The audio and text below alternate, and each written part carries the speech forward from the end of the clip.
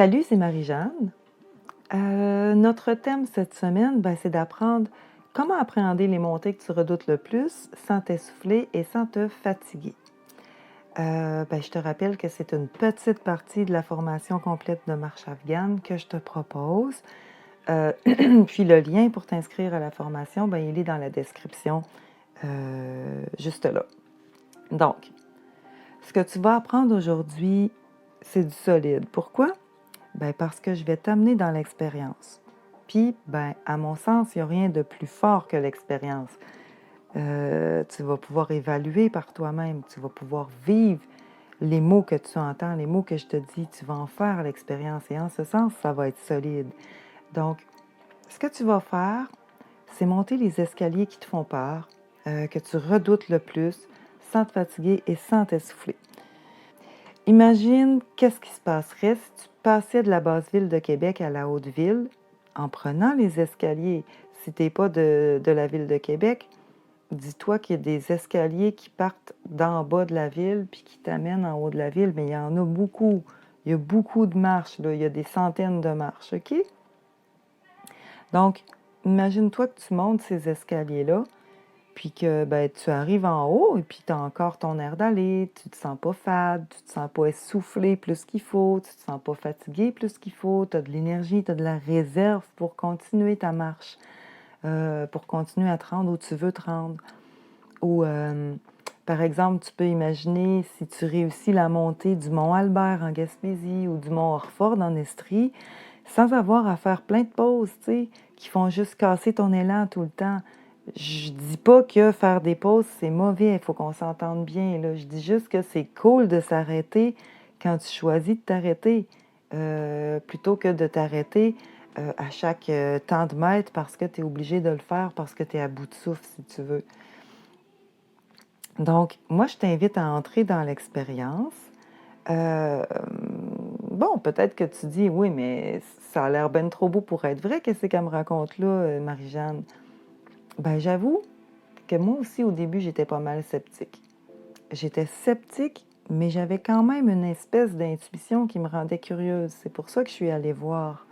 Je suis allée faire l'expérience. Puis c'est cette expérience-là qui m'a convaincue.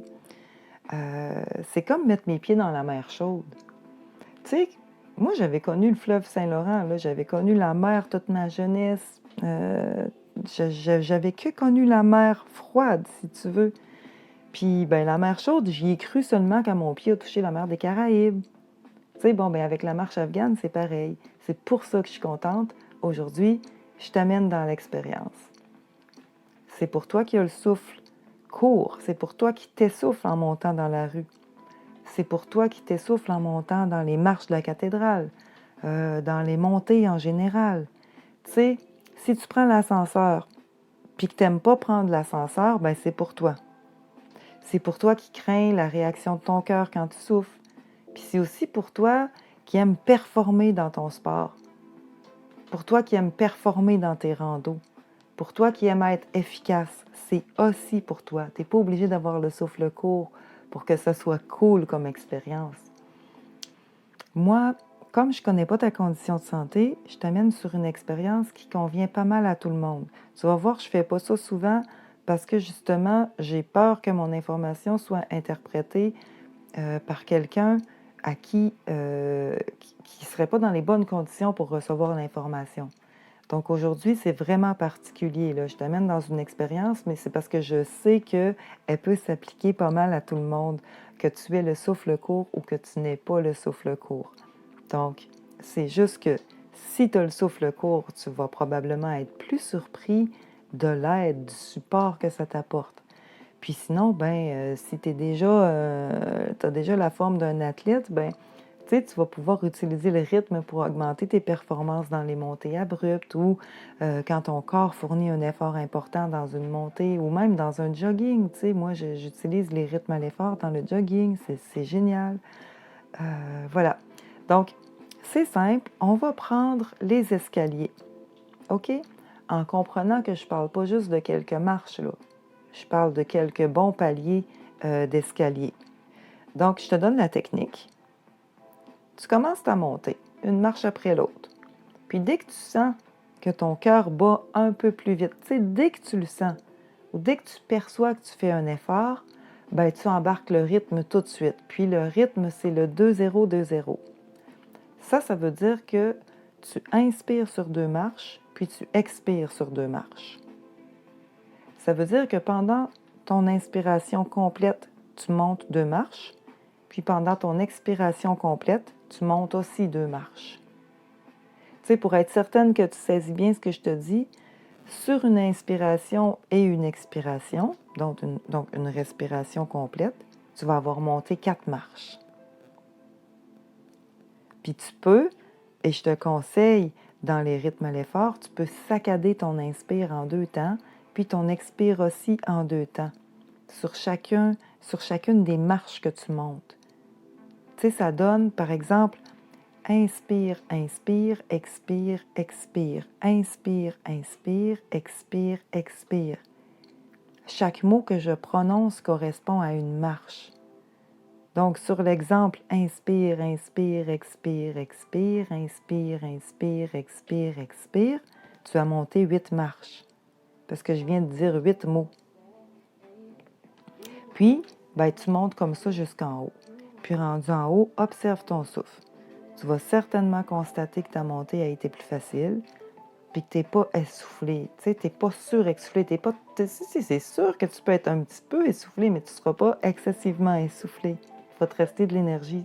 Tu vas être encore dynamique rendu en haut. Puis si tu as le souffle court ou le cœur qui débat rapidement, commence le rythme 2-0-2-0 dès la première marche. Inspire, inspire, expire, expire, inspire, inspire, expire, expire, inspire, inspire, expire, expire. Chaque fois que je tape dans ma main, c'est une marche que tu montes. C'est assez facile à comprendre. Ça te donne une idée, tu sais, de c'est comment marcher en rythme, en synchronisant ta respiration sur tes pas. Donc, tu viens d'apprendre un rythme que tu peux utiliser quand tu as un effort important à fournir. Tu sais, mais il existe tout un éventail de rythmes.